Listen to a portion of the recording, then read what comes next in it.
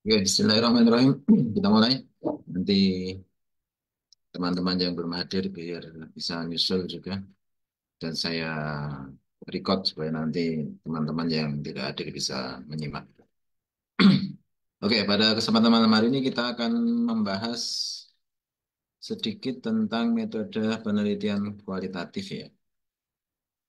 Beberapa waktu yang lalu saya sempat menyampaikan bahwa kita akan bahas tentang metode penelitian kualitatif. Fokus kita pada semester ini adalah metode penelitian kuantitatif ya.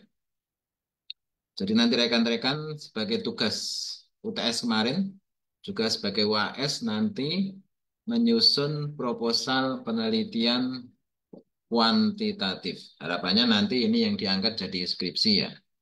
Mudah-mudahan topiknya bisa menarik dan bahasanya juga menarik ya.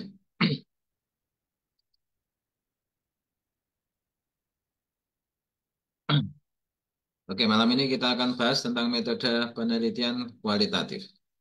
Apa itu metode penelitian kualitatif? Yaitu pendekatan penelitian yang mengeksplorasi dan memahami makna yang dihasilkan dari pengalaman manusia. Fokusnya pada fenomena dalam konteks alaminya. Ya.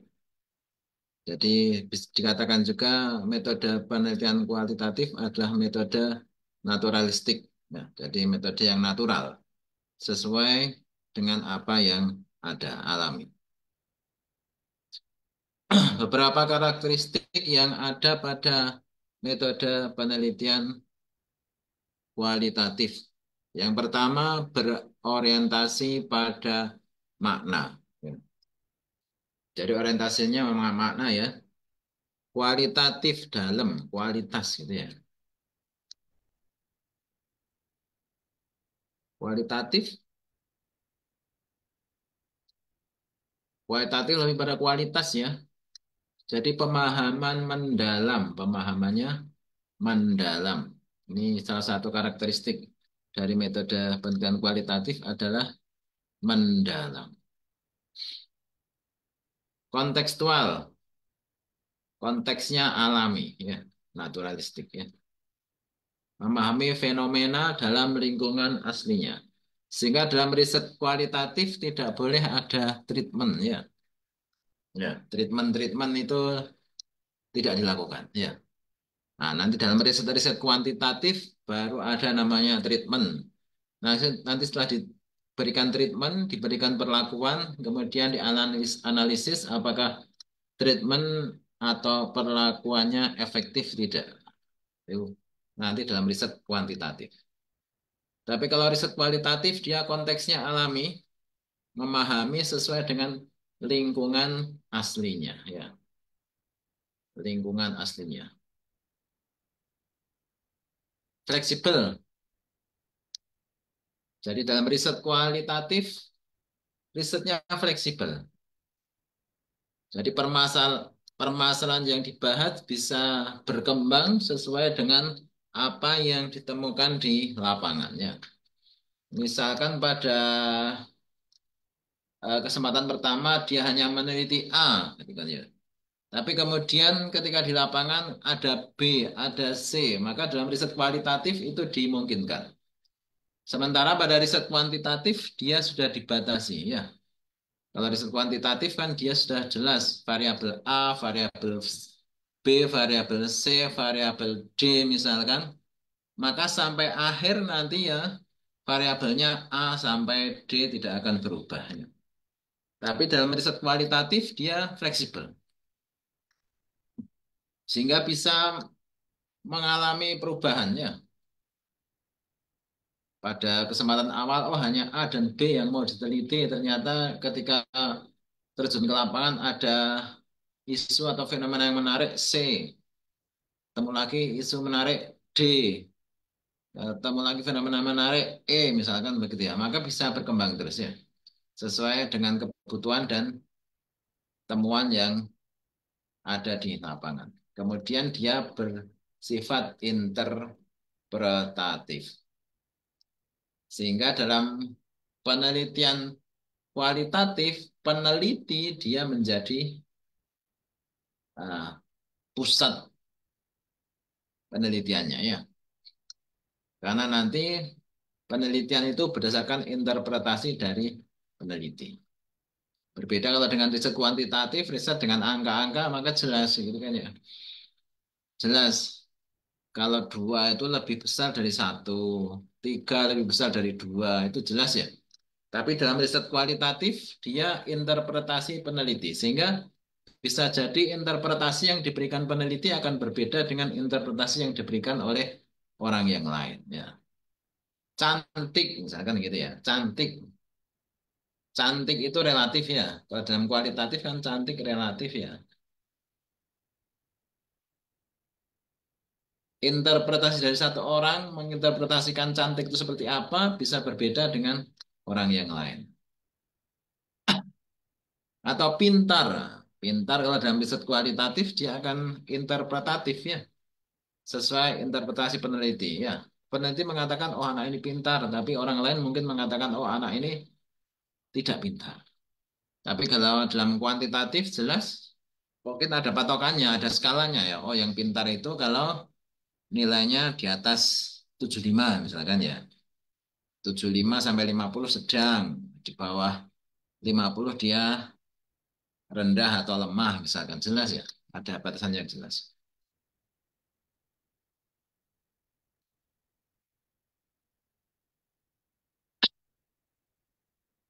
Oke, ini beberapa perbedaan antara riset kualitatif dan riset kuantitatif. Sebagai penegasan lagi ya, UAS ataupun UTS nanti kita pakai riset kuantitatif. Rekan-rekan nanti coba dicek yang kemarin menyusun proposal untuk tugas UTS dan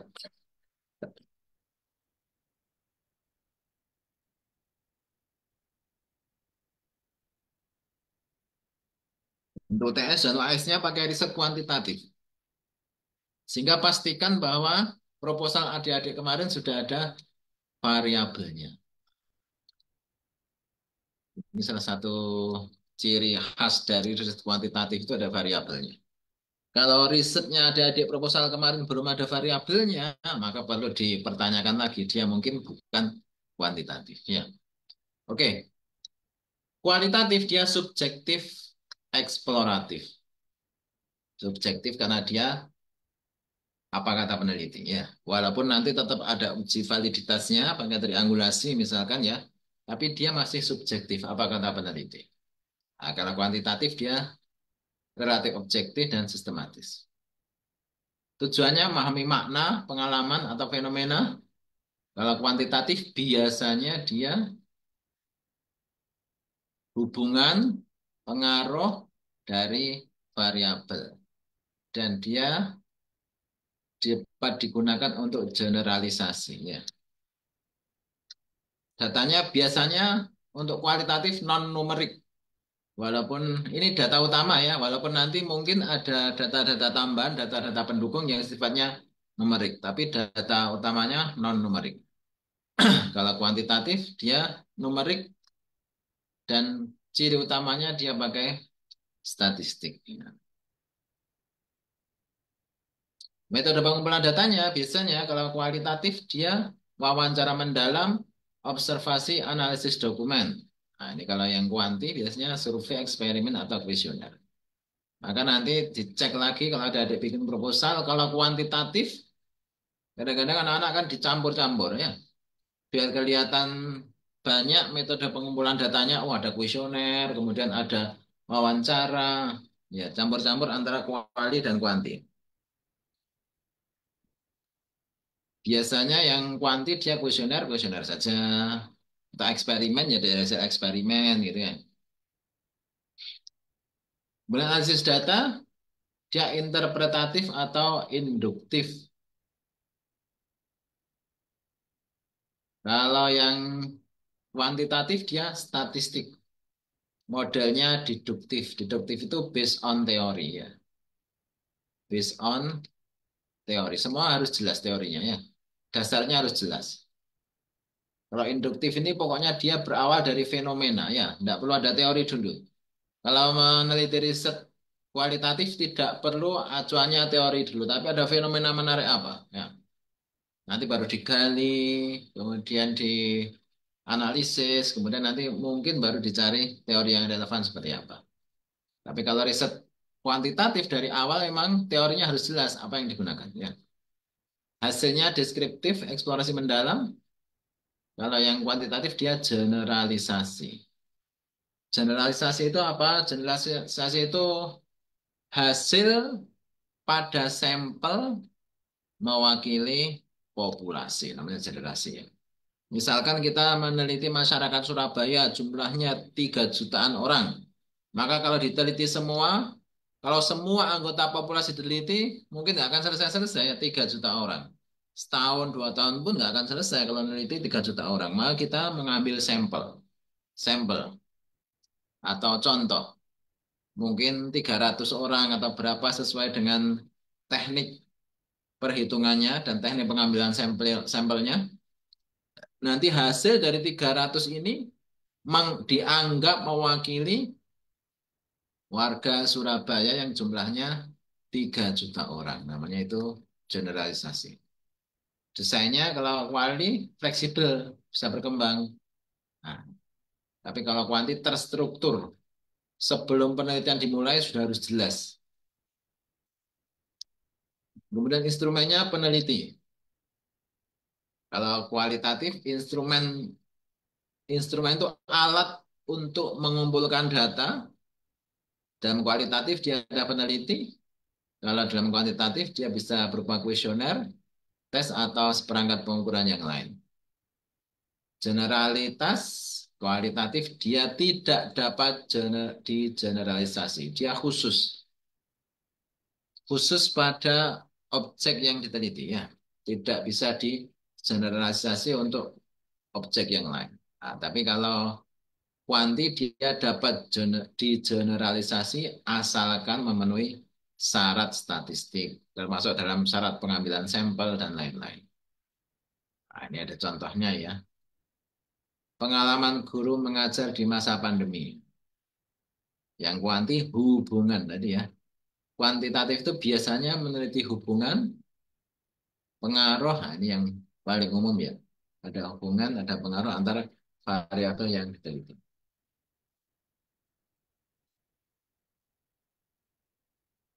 Oke, ini ada beberapa jenis riset kualitatif. Yang pertama ada namanya fenomenologi, fenomena. Jadi riset ini fokusnya memahami pengalaman subjektif individu terhadap sebuah fenomena. Ada fenomena apa? Maka bisa dengan riset fenomenologis, maka dia yang diteliti adalah pengalaman subjektif dari individu yang paham tentang fenomena tersebut. Dan ada etnografi, etnis budaya, pola perilaku kelompok atau komunitas, namanya etnografi. Ada studi kasus, nah ini satu kasus spesifik. Ada grounded teori, nah dia tujuannya membangun teori. Ya, mungkin ada sesuatu yang secara teori belum terwakili, maka bisa melakukan eh, riset kualitatif namanya grounded teori. Atau mungkin terakhir yaitu analisis naratif. Ya. Menemukan makna, pola, atau tema dalam narasi-narasi yang dihasilkan dari penelitian.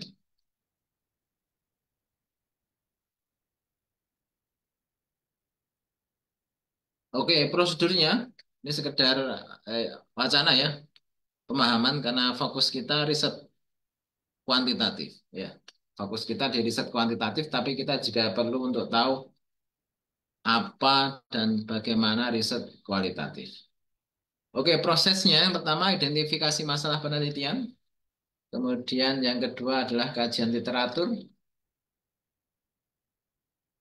yang ketiga adalah pengumpulan data, bisa wawancara, observasi atau analisis dokumen, analisis data, kemudian interpretasi hasilnya.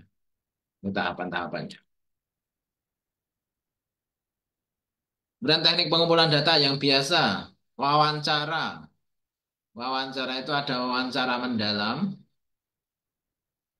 ada wawancara semi terstruktur. Maksudnya apa? Maksudnya pertanyaannya terstruktur tapi semi, tidak rigid ya. Nanti berkembang sesuai dengan proses wawancara. Misalkan kita bertanya A, kemudian responden jawab A, tapi ada plus sedikit B ya, maka nanti bisa berkembang terus pertanyaan bisa dilanjutkan pada poin B. Ya. Yang ketiga ada terstruktur. Ini pertanyaannya sudah jelas ya. Wawancara itu nama open ya. Wawancara itu open ya. Jadi respon apa informan. Kalau dalam kualitatif namanya informan. Kalau dalam riset kuantitatif namanya responden ya. Responden. Responden itu yang memberikan respon. Kalau informan berarti dia yang memberikan informasi. Karena dalam riset kuantitatif pokoknya dia respondennya merespon, jawab ya. Ada jawaban A, B, C, D misalkan.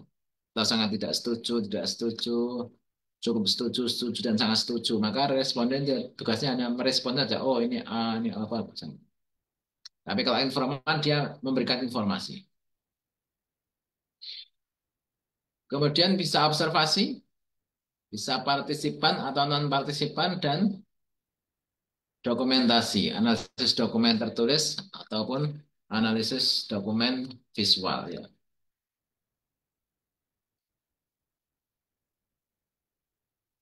Instrumennya peneliti, peneliti ini instrumen utama. Dalam riset kualitatif, peneliti sebagai instrumen utama. Kemudian pedoman wawancara, tadi bisa mendalam, bisa semi terstruktur, bisa terstruktur, kemudian catatan lapangan. Ya, selama di lapangan nanti melakukan pencatatan apa yang ditemukan, apa yang dihasilkan, yang mungkin belum terwakili oleh wawancara yang dilakukan.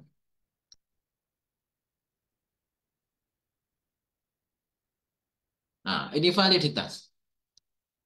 Sebagaimana riset kuantitatif ada uji validitas dan reliabilitas, maka dalam riset kualitatif juga ada uji validitas dan reliabilitas untuk memastikan bahwa datanya valid. Yang pertama triangulasi ya. Nah, triangulasi ya. Apa yang ditriangulasikan antara data, metode, dan sumber. Triangulasi ini biasanya orang gambarnya begini ya.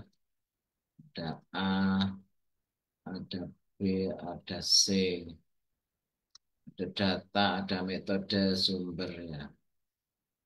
Metode, sumber. Ya, nanti ditriangulasikan betul enggak sih data yang dihasilkan itu ditriangulasikan dengan berbagai sumber yang ada atau ditriangulasikan menggunakan berbagai metode yang ada, gitu ya. Member checking, member checking itu maksudnya hasil yang didapatkan dari wawancara atau yang lain kemudian dicek dengan member yang lain. Dan ada audit trail, dokumentasi, proses penelitiannya ada dokumentasi ya. Dokumentasi ini juga untuk meningkatkan validitas dan reliabilitas riset kualitatif. Oh tanggal ini kita, oh tanggal misalkan 10 Desember kemana ya? Oh kalau ada dokumentasi nanti kelihatan ya. Ada fotonya, ada catatannya, ada apa, sehingga nanti valid ya hasilnya valid dan reliable. Analisis data kualitatif, ini ada pengkodean data, jadi dikasih kode, datanya dikasih kode, atau kategorisasi, atau penemuan tema-tema tertentu ya. Ada tema A, tema B, tema C. Dalam satu riset mungkin ada berbagai macam tema ya, A, B, C, D bisa. Atau kategori, dikategorikan juga bisa, atau dikasih kode. Ya. Kode.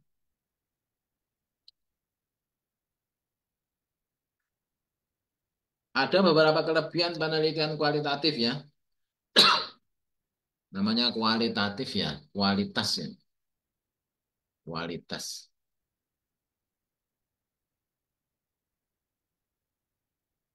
Kualitas itu dalam dan detail. Ini kualitas itu ditunjukkan dengan pembahasannya yang dalam dan pembahasannya yang detail. Menggali informasi secara rinci, memahami fenomena secara menyeluruh. Ya, misalkan ada anak tidak mau belajar, maka nanti diteliti banyak ya, kenapa dia tidak mau belajar, pergaulannya, apa dan sebagainya sampai dapat didapatkan fenomena atau gambaran yang menyeluruh ya, dalam dan detail. Kemudian kontekstual, fenomena dalam konteks lingkungan alaminya ya, tanpa ada treatment, tanpa ada perlakuan terhadap kondisi alamnya. Jadi yang apa yang ada itu yang diteliti ya, naturalistik ya. Kemudian fleksibel, disesuaikan dengan dinamika dan temuan selama proses berlangsung. Jadi selama penelitian nanti bisa berubah-ubah ya, bisa berubah-ubah, bisa berkembang selama proses penelitian. Kemudian kekurangannya subjektivitas tinggi. Karena tadi ya peneliti sebagai instrumen ya. Kemudian peneliti juga yang melakukan interpretasi ya, sehingga dia subjektif tinggi. Walaupun valid reliable tapi unsur subjektivitas masih tidak bisa dihilangkan dari riset kualitatif. Kemudian tidak dapat digeneralisasi ya. Kalau penelitian pada tempat A maka tidak bisa dianggap mewakili tempat B, tempat C, tempat D gitu kan ya. Kemudian proses analisis memakan waktu. Biasanya karena dia sifatnya dalam, mendalam sehingga biasanya waktunya lama.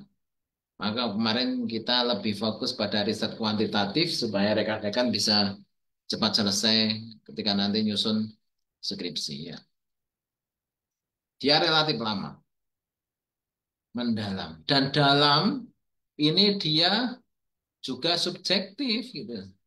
Misalkan menurut peneliti, oh skripsi saya ini pembahasannya sudah dalam. Tapi nanti ketika diuji ternyata penguji mengatakan, loh riset kok seperti ini masih bahasanya dangkal gitu kan ya. Ya. Tidak ada kesepahaman dalam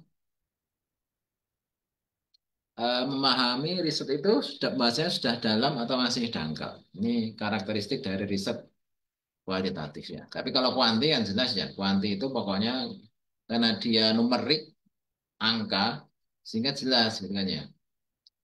Semua orang akan sepaham kalau dua itu lebih besar dari satu. Ya, semua orang di dunia saya kira akan sepaham. Yang tahu matematika dia akan sepaham kalau dua itu lebih besar dari satu. Maka dalam riset kuantitatif, nah pemahamannya tidak bias ya, pemahamannya relatif sama ya, tidak berbeda-beda. Nah, kalau penerapannya di berbagai bidang ya, mungkin hampir semua bidang juga ini contohnya saja ya. Bisa menerapkan metode penelitian kuantitatif. Berapa contohnya? Contoh riset kualitatif seperti ini. Oke, riset kualitatif dia sebagai kata kunci eksplorasinya mendalam. Biasanya terkait dengan fenomena sosial ya yang ada. Oke, itu materi kita pada pertemuan malam hari ini pengantar untuk riset kualitatif.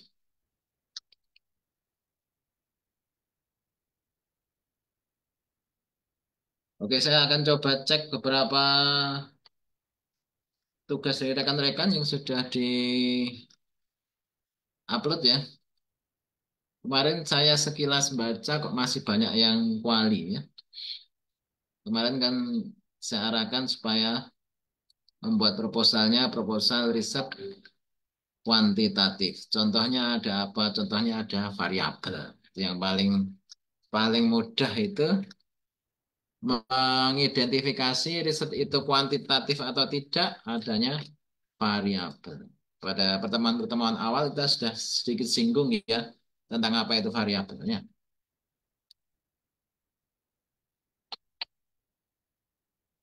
Cek Elina, Elina. Masih ada kesempatan rekan-rekan untuk memperbaiki di supaya nanti UAS-nya yang diupload adalah proposal riset kuantitatif, ya, kuantitatif. Dan nanti di akhir perkuliahan ada presentasi, ya, ada presentasi di akhir perkuliahan.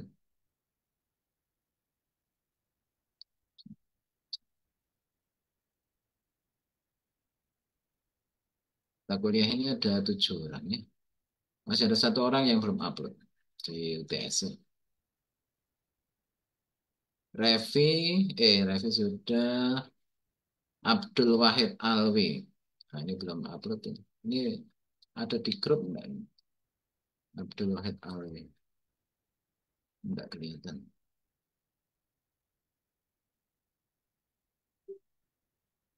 Kalau ada yang kenal bisa dikasih tahu ya. Kemudian kita cek.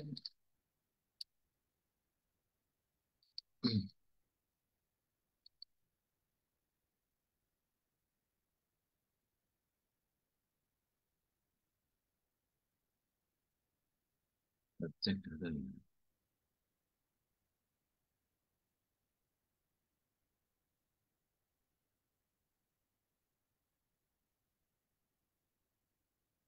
Ada Mas Andis sini ya. Andis Maulana Firdaus. Ada enggak Andis Maulana Firdaus ini? Ada Hadir, ya? Pak. Nah, risetnya apa yang diangkat itu? Kemarin UTS. Mohon maaf, Pak. Saya kan baru gabung matkul ini kan baru UTS itu baru gabung, Pak. Jadi saya nggak Hmm. tahu ketentuannya kalau ada harus kuanti gitu, Pak. Ah, kuanti.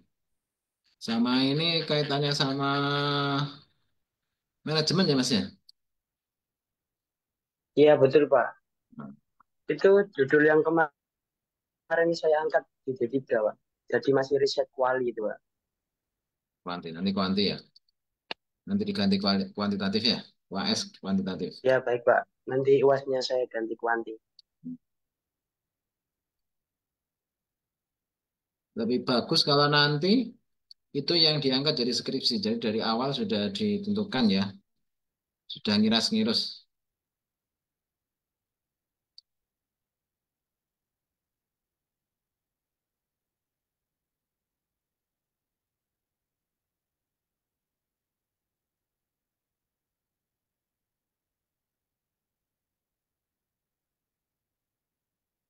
Sama layout saya pernah nge-share bagaimana cara membuat layout ya. Yang rapi ya. Itu apa lagi ya? Sasmita Aji. Harus kocar kacir ini. Sasmita. Tulisannya.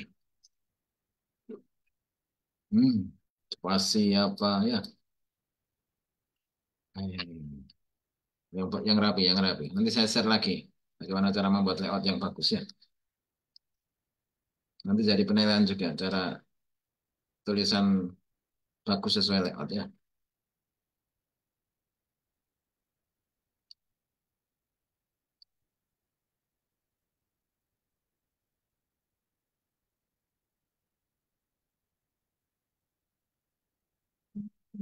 Eka Krisnawati Dewi ini sudah lumayan kuantitatif ya.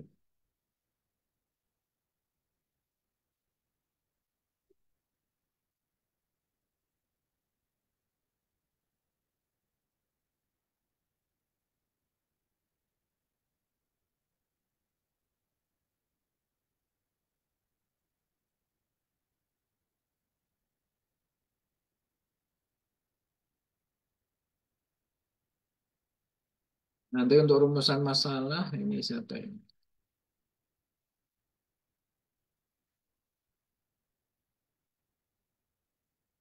Krisnawati Dewi. Ya.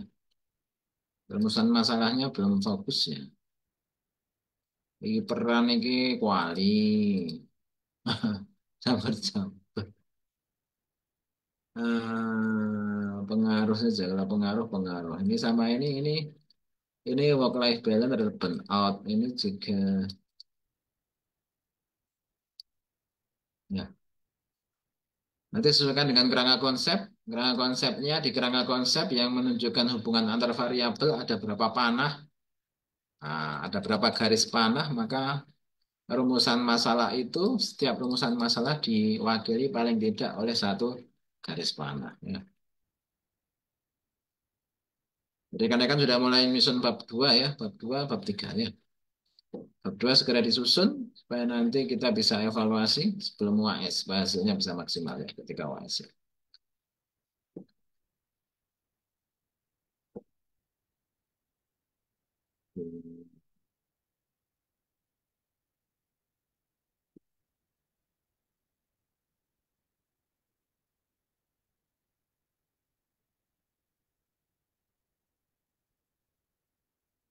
Itu hari itu si Mbak Larasati, Larasati.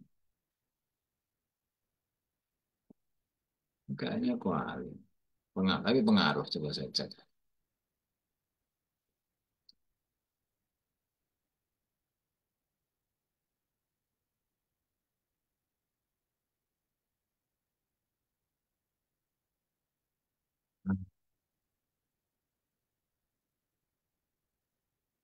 Wah, ini campur-campur ini. Ini kuali. Ini kuali. Hubungan. Ini di judulnya pengaruh, tapi di rumusannya malah tidak ada kata-kata pengaruh ya.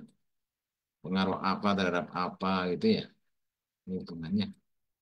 Ini coba diperbaiki ya. Nah, satu.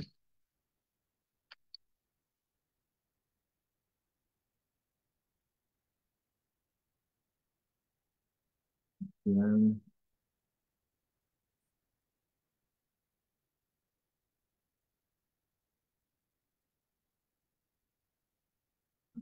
ini juga belum pakai layout ya.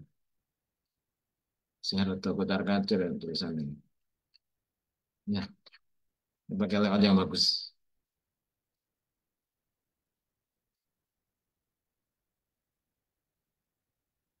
Oh, ini pakai mediasi. Siapa lagi? Hmm, Diki ada Diki. Ya Halo, Pak, Diki ada nggak? ya ada Pak. Nah, pakai variabel mediasi tak, Mas? Eh Variabel, cuma sebenarnya pakai dua variabel aja sih Pak. Cuma itu Apa? variabelnya pengaruh Apa? konten marketing sama media sosial aja. Cuma pengen tahu kombinasi konten marketing sama platform media sosial ini apa pengaruhnya buat si Pore Coffee ini Pak. Gitu sih Nah, Pak. apa tuh ada mediasinya? Yang ini mediasi nih. Yang mana Pak? Ah, ini mediasi nih. Itu kan mediasi. Berarti ada variabel ada variabel bebas, ada variabel terikat, ada variabel mediasi. Baik, Baik. mungkin nanti dibenerin lagi Pak. Nah, betulin ya. Yang jelas ya. Oke, siapa? Sama pakai layout ya. Kapan tadi sudah saya share layout. Ini saya kocar kacir tulisannya. Siapa? Hmm. Layoutnya yang bagus, tulisannya yang bagus.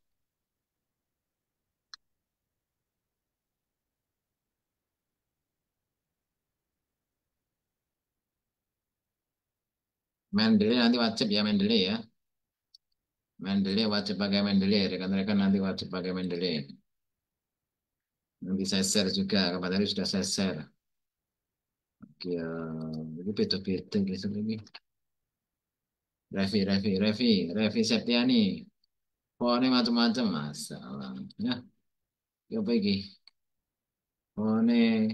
Bervariasi. Ya, nanti satu font ya. Satu font spasinya rata kanan kiri. Oh, iya, iya. Ya, oh, ini masih permulaan. Jadi diharapkan ketika WAS sudah hasilnya sudah maksimal ya. Nanti saya share, nanti tulisnya sesuai layout yang saya share. Cara menulisnya, cara membuat spasinya, cara membuat marginnya, membuat halaman-halamannya, memisahkan antara bagian depan, bagian isi sama bagian belakang. Nah, nanti ada di petunjuk di bagaimana cara membuat layoutnya. Nanti disimak yang baik, karena nanti akan bermanfaat ketika adik-adik sudah betul-betul nyusun skripsi ya. Daftar isinya, nah, nanti pakai daftar isi otomatis, nanti kelihatan ya, manual apa otomatisnya. Oke, saya kira sementara itu, nanti saya akan share materinya. Eh, masih ada waktu, dalam minggu ini rekan-rekan bisa mulai menyusun bab 2 dan bab 3. Nanti sebelum UAS, saya minta upload progresnya di Elina, kita akan evaluasi ya. Oke, terima kasih atas kehadiran rekan-rekan semua. Selamat malam. Sehat selalu, tetap semangat. Mudah-mudahan ilmunya manfaat dan barokah. Terima kasih. Assalamualaikum warahmatullahi wabarakatuh. Waalaikumsalam Waalaikumsalam. warahmatullahi wabarakatuh. Makasih, Pak. Ya. Terima kasih Pak. Halo.